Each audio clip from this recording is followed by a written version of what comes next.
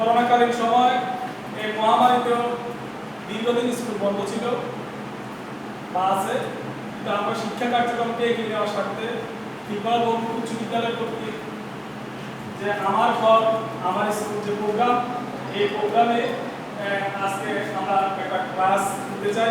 আশা করি তোমরা ভালোভাবে বিষয়টা উদ্ভাবন করবা এবং তোমরা যে পড়ার সময় তোমরা পাঠের সাথে মিলিয়ে এগুলো ভালোভাবে দেখবা। আশা করি তোমাদের শিখতে বা এই জিনিসগুলো অবহিত করতে তোমাদের ভালো হবে। তোমরা সবাই জানো করোনাকালীন সময় যে স্বাস্থ্যবিধি মেনে আমরা বিভিন্ন কাজ করতে হবে। ঘর থেকে আমরা খুব একটা বের হবো না, ঘরে আমরা শিক্ষা কার্যক্রমকে কীভাবে এগিয়ে নেওয়া যাবে সেই বিষয়টা উপলব্ধি করে সেইভাবে আমরা চলব। তোমরা সবাই জানো, আমার পরিচিত তোমরা জানো, আমি তোমাদের এই শিক্ষক কৃষ্ণচন্দ্র মজুমদার। আজকে আমরা অষ্টম শ্রেণী বাংলা প্রথম পত্রের কবিতা অংশে একটা ক্লাস করি। কবিতাতে যে কবিতাটা আমরা পড়বো সেটা একটু পরে আমি আলোচনা করছি। আমরা আগে আমরা জানি আমাদের সিলেবাসের অন্তর্ভুক্ত একটি কবিতা 2 বিঘা জমি, আমাদের কবিগুরু রবীন্দ্রনাথ ঠাকুর এই কবিতাটা লিখেছেন। এখন আমরা আজকে রবীন্দ্রনাথ ঠাকুরের যে কবি পরিচিতি সেটা আমরা আলোচনা করব। আমাদের আজকে শিক্ষকমণ্ডলী হবে শিক্ষক কবি পরিচিতি বলতে পারবে, নতুন শব্দার্থ বলতে পারবে, কবিতার বিষয়বস্তু লিখতে পারবে। তা আমরা প্রথমে কবি পরিচিতি আমরা জানি রবীন্দ্রনাথ ঠাকুর কবিতা আমরা প্রথম শ্রেণী থেকে এখন পর্যন্ত আমরা প্রত্যেকটা ক্লাসে রবীন্দ্রনাথ ঠাকুরের বিভিন্ন কবিতা পড়েছি। তো আমরা আবার পূর্ব জ্ঞান যাচাই সাথে আমরা কবি পরিচিতি আমরা জানি রবীন্দ্রনাথ ঠাকুরের জন্ম 1961 সাল 7 মে 1268 বঙ্গাব্দ 25শে বৈশাখ। আর রবীন্দ্রনাথ ঠাকুর সাহিত্য সকল ক্ষেত্রে তিনি অবদান রেখেছেন। সাহিত্যের প্রায় সকল ক্ষেত্রে যেমন তিনি নাট্যকার, গল্পকার, প্রাবন্ধিক, চিত্রশিল্পী, সুরকার, গীতিকার আরো বিভিন্ন ক্ষেত্রে তিনি অবদান রেখেছেন। এবং এশিয়া মহাদেশের মধ্যে তিনি প্রথম নোবেল পুরস্কার অর্জন করেন গীতাঞ্জলি কাব্যের জন্য 1913 সালে। এরপরে আমরা ওনার যে উপাধি, ওনাকে আমরা কবিগুরু বা বিশ্বকবি হিসেবে খ্যাত। তারপরে তোমরা দেখো সাহিত্যকর্মের মধ্যে তিনি, আমি পূর্বে বলেছি সাহিত্যকর্মের প্রায় অনেক ক্ষেত্রে তার অবদান আছে। বাংলা সাহিত্যে তার অবদান অনেক অনেক গুরুত্বপূর্ণ এবং অনেক বেশি। সাহিত্যকর্মের মধ্যে তিনি কাব্যগ্রন্থের মধ্যে যেমন সোনারতরী, বলাকা, চিত্রা, তারপরে উপন্যাসের মধ্যে গোরা, গড়ে বাইরে, এই বিখ্যাত কবি দীর্ঘ 80 বছর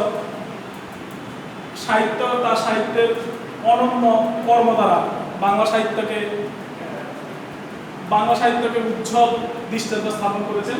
আমরা অবশেষে 1961 সালে 7 আগস্ট বাংলা 1348 বঙ্গাব্দ 22 শ্রাবণ এই কবিগুরু রবীন্দ্রনাথ ঠাকুর মৃত্যুবরণ করেন। এখন আমরা বিভিন্ন শব্দ অর্থ জানবো এবং শব্দ অর্থে আমরা যে কবিতাটা পড়বো, আজকের পাঠটা আমি আগেই ঘোষণা করেছি। আজকের পাঠ হচ্ছে 2 বিঘা জমি। শব্দ অর্থ বলতে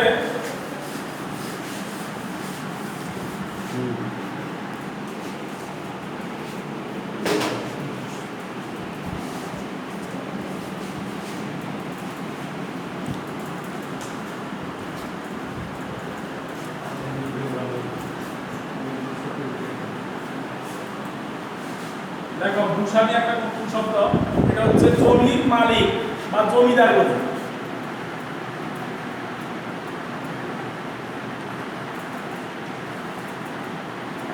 তারপর আমরা পানি, মধ্যাহ্ন রসিক। এই পানি কিন্তু আমরা জানি এই পানি নতুন একটা শব্দ, এটা হলো হাত। তারপরে পারিষদ,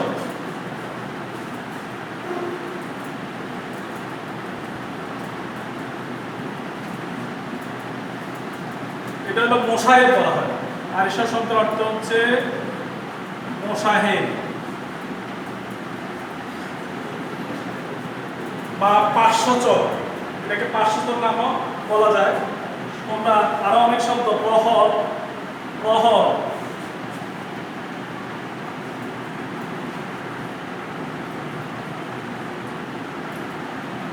এটা হচ্ছে দিবসের দিন রাত্রির 8 ভাগের 1 ভাগ, তার মানে 3 ঘন্টা। আমরা জানি 24 ঘন্টা একদিন, তো 24 ঘন্টাকে 8 ভাগ করলে 3 ঘন্টা, তাহলে আমরা এটাকে 3 ঘন্টা কাল ব্যাপী সময়টাকে আমরা প্রহর বলি।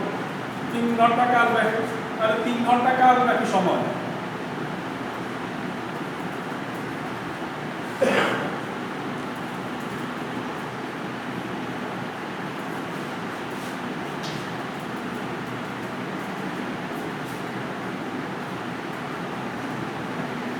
এই শব্দগুলো আমাদের কবিতার মধ্যে আছে।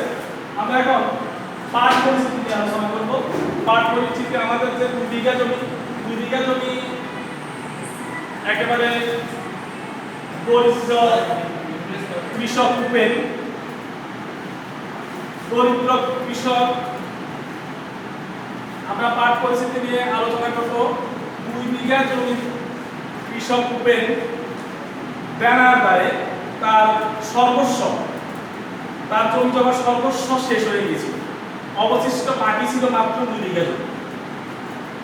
এই 2 বিঘা জমিও এই ভূস্বামী জমির মালিক, এই 2 বিঘা জমিও তার মানে জোর করে বা যেভাবে বল প্রয়োগ করে নিতে চেষ্টা করেছে, কিন্তু উপেন করজোড়ে জমিদারের কাছে মিনতি করলো যে আমি এই 2 বিঘা জমি দিতে চাই, এটা আমার পূর্বপুরুষ, এখানে কবিতার মধ্যে লেখা আছে সপ্তপুরুষের বংশ পরম্পরা, এই বংশ পরম্পরা এই জমিটুকু আমার শেষ অবলম্বনটুকু আপনি কেড়ে নেবেন না।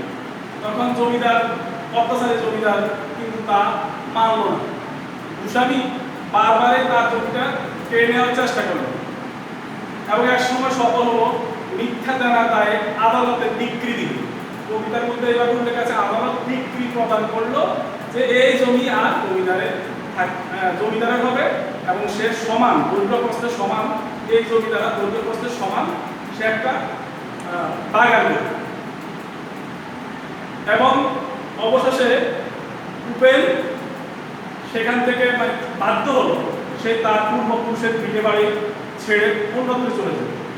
যখন সে অন্যত্র চলে গেল, অনেক জায়গায় ঘুরল, তবুও তার মাতৃভূমি কথা, তার 2 বিঘা জমির কথা সবসময় তার মনে পড়লো। গ্রাম থেকে গ্রামান্তর, অনেক জায়গায় সাধু বেশে, সন্ন্যাসী বেশে সে বিভিন্ন জায়গায় গেল, কিন্তু 2 বিঘা জমির কথা সে ভুলতে পারবে না। অবশেষে সে আসলো, আবার তার ভিটে বাড়িতে আসলো, এসে ভিটে বাড়ির রং অনেক বদলে গেছে। জমিদার ভিটে বাড়ির রং অনেক বদলে দিয়েছে, অনেক আধুনিকায়ন হয়েছে, কিন্তু ওই যে 2 বিঘা জমির মধ্যে একটা আম গাছ ছিল, ওই আম গাছটা এখনো আছে।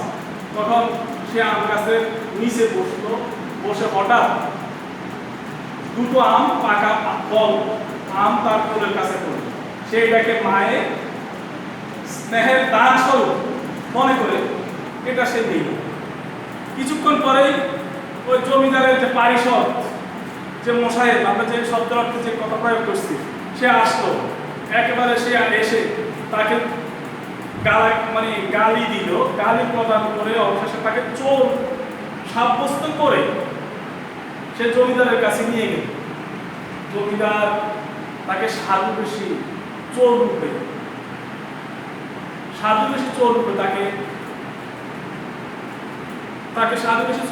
তাকে সাব্যস্ত করলো। এখন তার মনে হলো আজ আমি সাধু বেশি চোর। এখন আসি আমরা যে কবিতার যে কবিতার যে পরিচিতি, সেটা আমরা বললাম, মানে আপনার পাঠ পরিচিতি, পাঠের যে উদ্দেশ্য। এখন আমরা কবিতা থেকে আমরা কয়েকটা লাইন আমরা পড়ে আমরা আমাদের কাছে আরো ক্লিয়ার হবে। আমি পড়ছি, তোমরা শুনো। 2 বিঘা জমি রবীন্দ্রনাথ ঠাকুর, শুধু বিঘে তুমি ছিল মোর দুই, আর সবই নিচে দিলে বাবু বলিলেন দুধে চলবেন এ জমি লইব কি, কহিলাম আমি সুস্বাদী ভূমির অন্ত নাই, চেয়ে দেখো মোর আছে বড় জোর মরিবার মতো। শুনি রাজা কহে বাপু জানো তো হে, করেছি বাগান খানা, পেলে তুমি দিঘে প্রস্তেও দিঘে সমান করিবে টানা। ওটা দিতে হবে কহিলাম তবে বক্ষে জুড়িয়া পানি, সদর চক্ষে করুণ রক্ষে করিবে রেখানি। সত্য পুরুষ যেথায় মানুষ সে মাটি সোনার বাড়া, তৈন্যের দায়ে বেঁচে বসে মায়ে এমনি লক্ষ্মী ছাড়া। আখি করিলাম রাজা কনকাল কহিল মৌন ভাবে, কহিলাম শেষে পুরো হাসি হেসে আচ্ছা সে দেখা যাবে। পরে মাস দেড়ে দিকে বাড়ি ছেড়ে বাহির হইল পথে, করিল বিক্রি সকলে বিক্রি মিথ্যা দেনা। আমি এইটুকু যে পড়ছি এইটুকু সম্বন্ধে আমি আমার যে পাঠ করেছি বলতে তোমাদেরকে ব্যাপারটা বুঝাতে চেষ্টা করেছি, আশা করি তোমরা বুঝবা। এখন আমি যেটুকু পড়বো এটা অত্যন্ত গুরুত্বপূর্ণ, তোমরা একটু কষ্ট করে লিখে নাও ব্যাপারটা। এটা আমাদের বাংলা ব্যাকরণ নির্মিত অংশের, বাংলা ব্যাকরণ নির্মিত অংশের ভাব সম্প্রসারণে আছে কবিতার এই দুটো লাইন। এই দুটো লাইন হচ্ছে তোমার, এই দুটো লাইন পড়বো আমি লিখে দিই। বাংলা ব্যাকরণ নির্মিত 93 পৃষ্ঠা 57 পৃষ্ঠা ভাব সম্প্রসারণ নাম্বার 3, তোমরা সবাই লিখে নাও। ভাব সম্প্রসারণ নাম্বার 3 57 পৃষ্ঠা এই দুটো লাইন ভাব সম্প্রসারণ আকারে লিখে আছে এবং এটা পরীক্ষার জন্য খুবই গুরুত্বপূর্ণ। এই দুটো লাইন দেখো, এই জগতে হায় সে বেশি চায় যার আছে বুড়ি বুড়ি, রাজার হস্ত করে সমস্ত কাঙালের ধন চুরি। তাহলে আমরা এই জিনিসটা কি বুঝতাম? সমস্ত সম্ভব সমস্ত জমিদারের সকল জিনিস পেয়েও সে উপেনের 2 বিঘা জমির জন্য, উপেনের 2 বিঘা জমি সম্পূর্ণভাবে কেড়ে নেওয়ার জন্য এখানে কবি এই দুটো লাইন উল্লেখ করেছে। সমাজে আমরা অনেকেই দেখি যে যার আছে সে বেশি চায়, আরো চায়, আরো চায়, কোনো কিছু সে তুষ্ট না। এটাকে তোমরা ভাব সম্প্রসারণে আরো বিশদভাবে আমি যে পৃষ্ঠা বলছিলাম এটা পড়লে তোমাদের ভাব সম্প্রসারণের কাজ হবে। আচ্ছা আমি কবিতার পরবর্তী অংশে একটু পড়ি। এই জগতে হায় সেই বেশি চায় আছে চায় বুড়ি বুড়ি, রাজার হস্ত করে সমস্ত কাঙালের ধন চুরি, মনে ভাবিলাম ওরে ভগবান রাখিবে না মোহবর্তে, তাই লিখি দিল বিশ্বনীতি 2 বিঘার পরিবর্তে। দেখো আমি 2 বিঘার পরিবর্তে আমাকে বিশ্বনীতি হয়ে গেছে, আমি তাহলে বের হয়ে যাবো পুরো পৃথিবী আমার, আমি এটা মনে করতে পারি।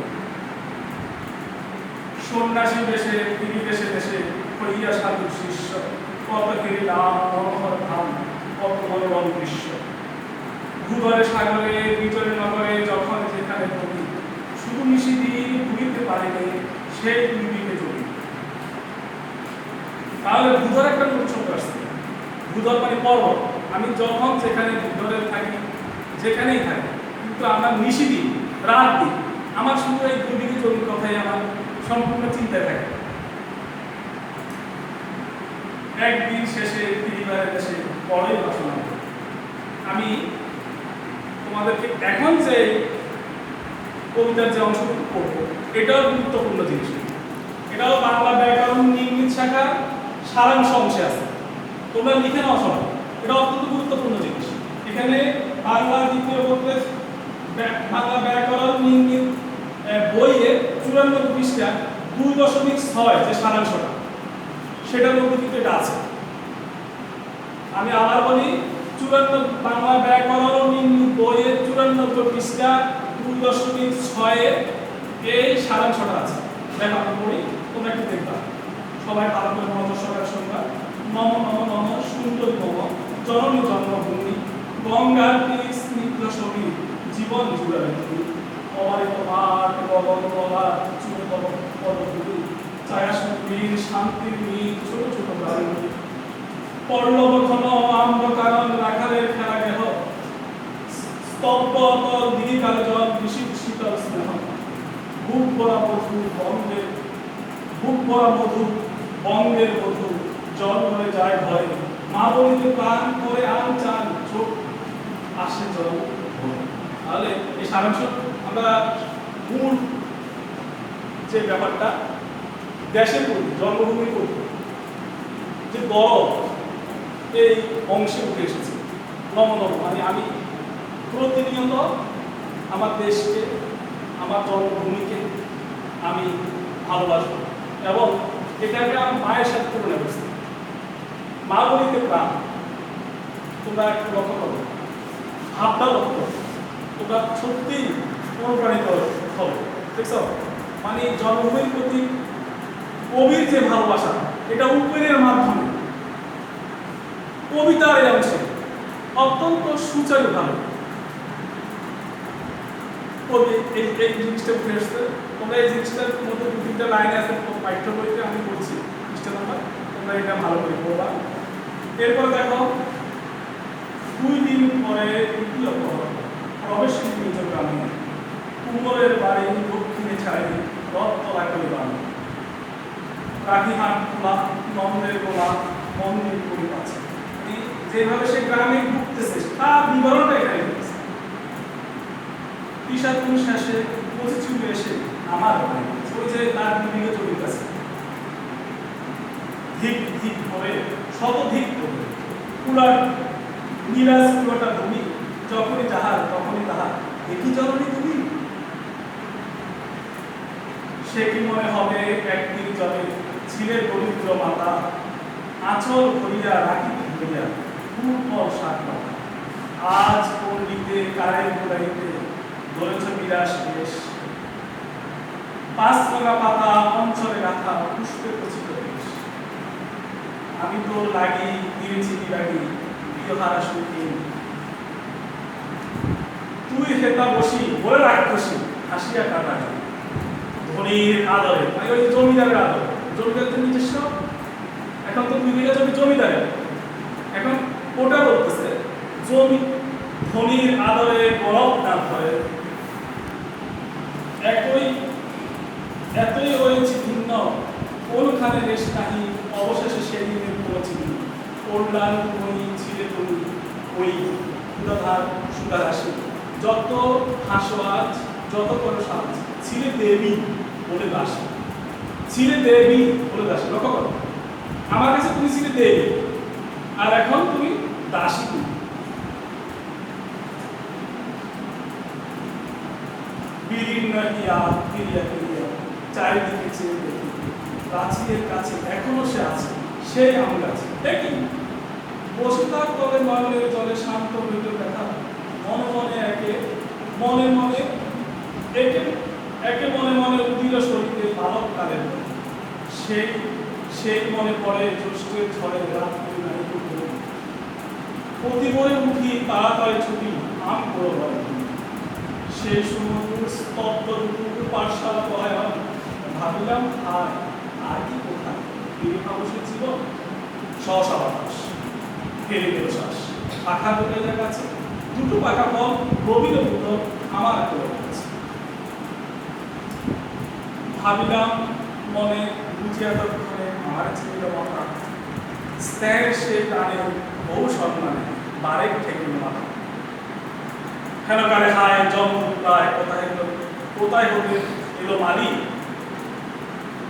ঝুঁকি বাধা পুড়ে সপ্তম সুরে পাড়িতে লাগিল গালি কহিলাম আমি কহিলাম তবে আমি তো নীরবে দিয়েছি আমার সব দুটি ফল তার করি অধিকার এত তারি কলম চিনিল না পরে নিয়ে গেল ধরে কাঁধে তুলে লাঠি গাছ বাপু চিপ হাতে পারিসাত সাথে ধরিতে দিলেন মাছ শুনি বিবরণ পদ্ধতি কর মারিয়া করিব খুন বাবু যত বলে পারিসাত বলে তার সাথে। আশা করি ব্যাপারটা আমি আগেও বলছি। দেখো বাবু যত বলে পারিসাত বলে তার সাথে। বাবু যে আশেপাশের লোক তারা কিন্তু বাবু এক কথা বলে গালি দিলে তারা কিন্তু অনেক কথাই বলে। এটা আমাদের সমাজে প্রচলিত বর্তমান সমাজে তো ব্যাপারটা তোমরা দেখতেই পাচ্ছ। বাবু যত বলে পারিসাত বলে তার সাথে। আমি কহিলাম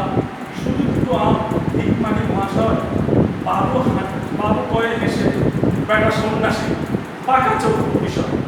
আমি শুনে হাসি, আমি শুনে হাসি, আঁকি যত হাসি, দেখেছিল মোর ঘটে কপাল, দেখেছিল মোর ঘটে, তুমি মহারাজ সাধু হয়ে আজ, আমি আজ চোর। এই হচ্ছে আমাদের কবিতা। তুমি মহারাজ, আমি জমির মালিক হয়ে, ব্যাপারটা তো আমরা মোটামুটি বুঝতে পারছি। তুমি মহারাজ সাধু হলে আজ, আমি চোর। আশা করি তোমরা কবিতার যে অংশটুকু তা উপলব্ধি করতে পারবে। তারপরেও অনেক বাড়িতে ঘরে বসে আবার কবিতাটা সুন্দরভাবে আবৃত্তি করবা। পাশাপাশি কবিতা আবৃত্তি কিন্তু একটা শিল্প। যদি কবিতাকে কবিতার অন্তর দিয়ে তোমরা না পড়া, আবৃত্তি না করো, তাহলে কবিতার যে ভাব সেটা তোমাদের মনে কিছুতে জাগবে। তাহলে আমরা এতক্ষণ পর্যন্ত যে তোমার 2 বিঘা জমি সংক্রান্ত তোমাদের যে সামনে মানে যে পরীক্ষা হওয়ার কথা ছিল, এখন হয়তো হবে না, তবে স্কুলে আমাদের যে মূল্যায়নের মাধ্যমে একটা পরীক্ষা দিতে হবে। তোমরা ভেবো না যে পরীক্ষা হবে, আমার পড়ালেখা করবো না, পড়ালেখা করবা। তোমার মূল্যায়ন, তোমার পড়ালেখা হচ্ছে মানুষের জ্ঞানকে জাগ্রত করার বিষয়, এটা সবসময় দরকার। পরীক্ষা হচ্ছে আমরা ফর্মালিটি, একটা ফর্মালিটি। পরীক্ষা কোনো বড় বিষয় না। পরীক্ষাটা আমি দিব, এটা হচ্ছে আমি 10 জনকে দেখবে, কিন্তু আমার জ্ঞান কতটুকু সমৃদ্ধি হচ্ছে, কতটুকু বিকশিত হচ্ছে। তারপরেও সরকার বলছে যে আমাদের এই করোনাকালীন যে মহামারী, হয়তো আমাদের যে ক্লাস সেটা হয়তো আমাদের সঠিকভাবে আমাদের সিলেবাসটা সম্পূর্ণ হয়নি, যার প্রেক্ষিতে বার্ষিক পরীক্ষা হবে। তোমরা ঘরে বসে এই যে আজকে আমার ঘর আমার স্কুল, এই যে আরও বিভিন্ন ধরনের ওয়েবসাইটে থেকে তোমরা পাইবা 10 মিনিট ক্লাস, তারপরে সংসদ টিভি আছে প্রতিদিনের রুটিন, এগুলো তোমরা রুটিন সংগ্রহ করো। রুটিন সংগ্রহ করে তোমার ক্লাস যতক্ষণ তুমি ওই সময় বসে ক্লাস দেখবা, দেখলে কী হবে, তোমার যে রিকভারি হবে, তোমার যে স্কুলে যে প্রতিদিন আসতা, এই আসার প্রেক্ষিতে তোমার যে ধরনের জ্ঞান অর্জন হতো সেটা কিছুটা হলেও, পুরোপুরি কিছুটা হলেও তোমার মন জগৎকে, তোমার জ্ঞানের জগৎকে বিকশিত হবে। পাশাপাশি পরীক্ষা তোমরা ভালো ফলাফল করবা। এখন আমরা একটা বাড়ির কাজ করবো। বাড়ির কাজটা তোমরা বোর্ডে লিখে নাও।